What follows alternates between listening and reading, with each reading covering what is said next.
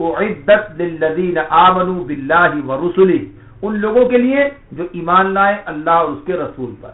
آپ دیکھیں یہ مضمون اسی انداز سے یہ آمنوا باللہ ورسلہ اس پوری صورت میں آپ کے سامنے چلا آ رہا ہے۔ اللہ تعالیٰ کہتے ہیں آمنوا باللہ ورسلہ، آمنوا باللہ ورسلہ، ایمان لاؤ اللہ اور اس کے رسول پر، وانفقوا مما جعلکم مستخلفین فیہ۔ پھر اللہ تعالیٰ کہتے ہیں وما لکم الا تؤمنون باللہ، اور تمہیں کیا ہو گیا ہے کہ تم اللہ پر ایمان نہیں لاتے؟ رسول جو ہے یدعوکم لتؤمنوا بربکم، رسول تمہیں پکار رہا ہے، وہ رسول پر ایمان لانے کی بات ہے۔ یعنی یہی بات برابر ہمارے سامنے آتی ہے۔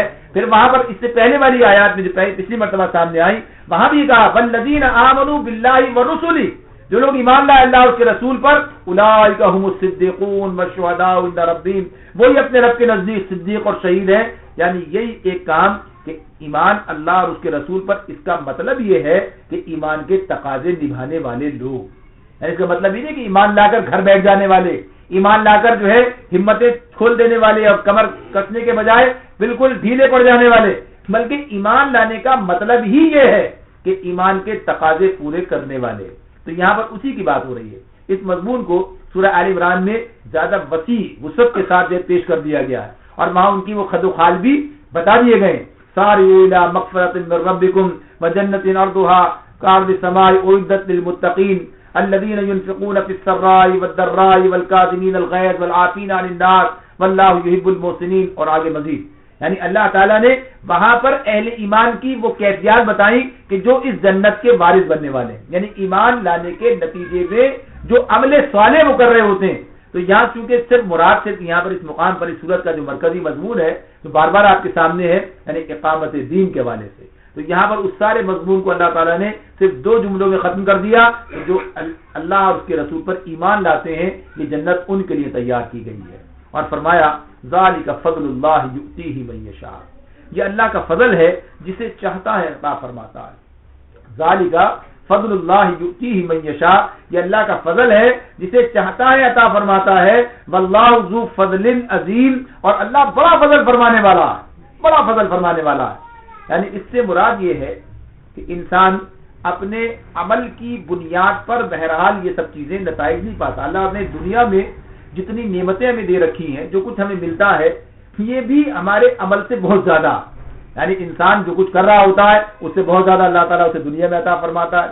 جنت کی قیمت یہ عمل نہیں ہے، یعنی بات بتائی جا رہی ہے کہ بنیادی طور پر انسان کا عمل جو ہے وہ جنت کی قیمت نہیں ہے، بلکہ جنت تو اللہ کے فضل کے نتیجے میں ملتی ہے۔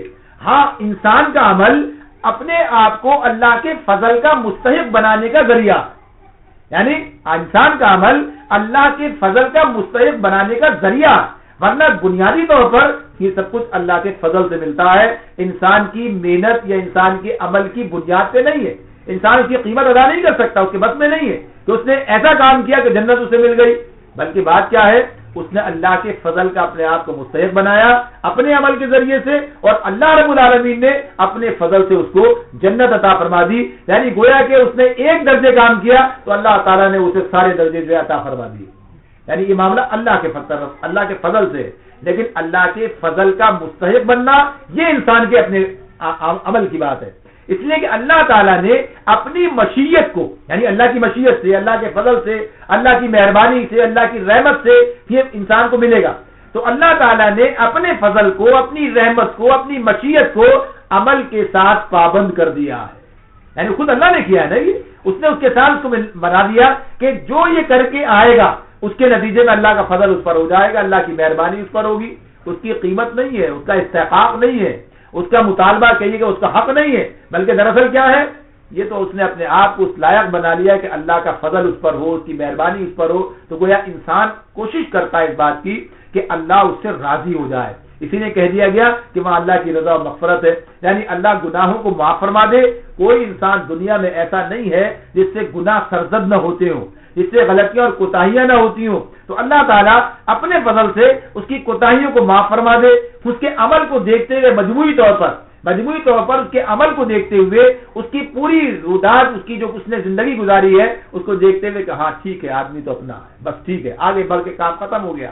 یعنی نبی اکرم صلی اللہ علیہ وسلم نے فرمایا کہ انسان کا معاملہ حشر کے دن یہ ہے کہ جس کے نامہ اعمال کو صرف سرسری دیکھ کے چھوڑ دیا، یعنی ایسے ہی نظر ڈال کے چھوڑ دیا گیا، بس وہی بچے گا، ورنہ جس سے جرا کی گئی وہ بچ نہیں سکتا. یعنی جس سے جرا کس سے کی جائے گی؟ جرا اسی سے کی جائے گی کہ جس نے کام نہیں کیا، اس سے جرا کی جائے گی. بلکہ جس کے معاملے میں ایک سرسری فیصلہ، تو اس اعتبار سے انسان کے لیے معاملہ ہے. تو اللہ تعالیٰ فرماتے ہیں کہ اللہ کے فضل سے وہ لوگ ہی سرفراز ہو سکیں گے کہ جو اس راستے میں اس کے تقاضوں کو پورا کرنے کی اپنی جتنی ان کی بساط ہے اس کے مطابق کوشش کریں گے. تو دنیا کی حقیقت اللہ تعالیٰ نے اس مقام پر کھول کر بیان کر دی اور یہ بتا دیا کہ اس دنیا میں الجھنے کے بجائے اس دنیا کو استعمال کرو اللہ کی مغفرت اور جنت کے حصول کے لیے. یہ کرو گے تو کامیاب ہو جاؤ گے. اللہ تعالیٰ اس کامیابی کی طرف پیش قدمی کرنے کی توفیق عطا فرمائے. وآخر دعوانا ان الحمد للہ رب العالمین. الحمد للہ.